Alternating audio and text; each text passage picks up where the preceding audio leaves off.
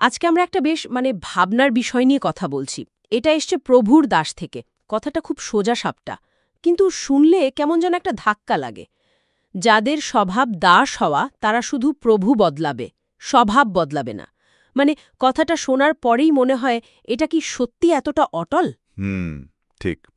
এই ছোট বাক্যটা আসলে মানুষের ব্যবহার, তার ভেতরের চিন্তা, এগুলো নিয়ে অনেক বড় প্রশ্ন তুলে দেয়। এটা আমাদের ভাবতে বাধ্য করে যে পরিবর্তন চেঞ্জ সেটা আসলে কতটা গভীর হতে পারে বা আদৌ হয় কিনা। চলুন এই ভাবনাটা নিয়ে একটু কথা বলা যাক, গভীরে যাওয়া যাক। আচ্ছা, প্রথমত এর তো বেশ সোজা সাপটা, তাই না? যে কিছু লোক আছে তারা সবসময় কারো না কারো অধীনে থাকতে পছন্দ করে বা হয়তো অভ্যস্ত হয়ে গেছে। তারা হয়তো একজন নেতা বা একজন অথরিটিকে ছেড়ে অন্য কারো কাছে যায়। কিন্তু এই যে মূল ব্যাপারটা, কারো অধীনে থাকা, এই জিনিসটা পাল্টায় না। এটা কি আক্ষরিক অর্থে দাসত্ব বোঝায়, নাকি এর অন্য কোনো গভীর আছে? দেখুন, ঠিক আক্ষরিক দাসত্ব হয়তো সবসময় না।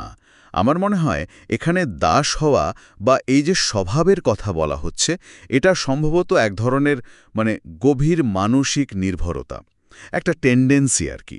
হতে পারে এটা নিজের সিদ্ধান্ত নিজে নিতে না পারা, অথবা ধরুন সবসময় একজন লিডার বা পথ প্রদর্শক খোঁজার একটা মানসিকতা, বা ধরুন ক্রিটিক্যালি চিন্তা করার ক্ষমতার অভাব। মূল কথাটা হলো বাইরের সিচুয়েশন বা লিডারশিপ বদলালেও ভেতরের যে কোর স্ট্রাকচারটা সেটা একই থেকে যাচ্ছে। তারা শুধু পাত্রটা বদলাচ্ছে, কার প্রতি অনুগত থাকবে সে ব্যক্তি বা সিস্টেমটা বদলাচ্ছে। ও আচ্ছা, তার পরিবর্তনটা আসলে খুব বাইরের, সুপারফিশিয়াল।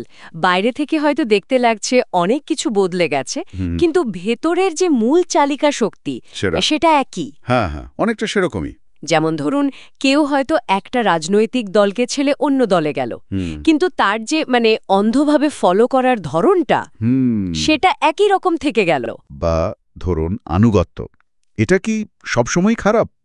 লয়্যালটি বা কনসিস্টেন্সি, এগুলো তো কখনো কখনো ভালো গুণও হতে পারে, তাই না? হ্যাঁ, তা তো বটেই। ঠিক, কিন্তু এই কথাটা এই উদ্ধৃতিটা সম্ভবত এমন এক ধরনের আনুগত্যের দিকে ইশারা করছে যেটা ব্যক্তির নিজের বিচারবুদ্ধি বা স্বাধীনতার বিনিময়ে আসে। এটা অনেকটা সাইকোলজির ওই যে লার্নড হেল্পলেসনেসের মতো। অর্জিত অসহায়ত্ব। হ্যাঁ, অর্জিত অসহায়ত্ব। যেখানে মানুষ ধরে নেয় বা বিশ্বাস করতে শুরু করে যে পরিস্থিতি বদলানোর কোনো ক্ষমতাই তার নেই, তাই সে চেষ্টাও করে না, খালি হাল ছেড়ে দেয়। বাহ, এই কনসেপ্টটা তো খুব ইন্টারেস্টিং। তার এই দাস স্বভাবটা কি তৈরি হয় নাকি এটা জন্মগত? যদি তৈরি হয় তাহলে তো বদলানোও সম্ভব হওয়া উচিত, তাই না? ঠিক, এইখানেই আসল জটিলতাটা। দেখুন, উদ্ধৃতিটা শুনলে বেশ নিয়তিবাদী মনে হয়, ডেস্টিনিস্টিক, যেন স্বভাবটা একেবারে পাথরে খোদাই করা, বদলাবে না। কিন্তু আবার এটাও ঠিক যে মানুষ তো বদলায়, পরিবর্তনশীলতা নিয়েও তো অনেক কথা হয়। হতে পারে এই ধরনের গভীর প্রবণতা বদলানোটা খুবই কঠিন, অসম্ভব হয়তো নয়, কিন্তু খুব কঠিন। এর জন্য হয়তো দরকার হয় প্রচণ্ড সেলফ অ্যাওয়ারনেস, আত্মসচেতনতা, বা ধরুন লম্বা সময় ধরে চেষ্টা চালিয়ে যাওয়া, অথবা এমন কোনো বড় শখ বা অভিজ্ঞতা যা মানুষের ভেতরের বিশ্বাসকে একদম নাড়িয়ে দেয়। কিন্তু সমস্যাটা হলো, যাদের এই স্বভাব, তারা কি আদৌ পরিবর্তনের প্রয়োজনটা ফিল করে? বা ধরুন সেই পরিবর্তন আনার জন্য যে মানসিক জোর দরকার, সেটা কি তাদের থাকে? এটাও একটা প্রশ্ন। তার ব্যাপারটা একটা সাইকেলের মতো হয়ে যাচ্ছে। স্বভাবের কারণে পরিবর্তন চায় না বা পারে না, ঠিক। আর পরিবর্তন হচ্ছে না বলে স্বভাবটা আরও গেড়ে বসছে। একদম, একটা ভিশিয়াস সাইকেল। তাহলে এই উদ্ধৃতিটা আমাদের কি শেখাচ্ছে? শুধু এটাই যে কিছু মানুষ বদলাবেই না? এটা তো একটু হতাশাজনক।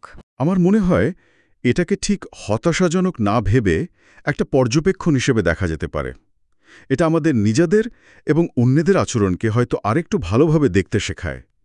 পরিবর্তন কতটা আসল আর কতটা লোক দেখানো, কতটা জেনুইন আর কতটা সারফেস লেভেল, সেটা নিয়ে প্রশ্ন তুলতে শেখায়। হয়তো মূল শিক্ষাটা এটাই যে রিয়েল চেঞ্জ বাইরে থেকে আসে না, ভেতর থেকে আসে। শুধু নেতা বা পরিস্থিতি বদলালে মানুষের ভেতরের ব্যাপারটা পাল্টে যায় না, যদি না সে নিজে চেষ্টা করে, নিজের লিমিটেশনস নিয়ে কাজ করে।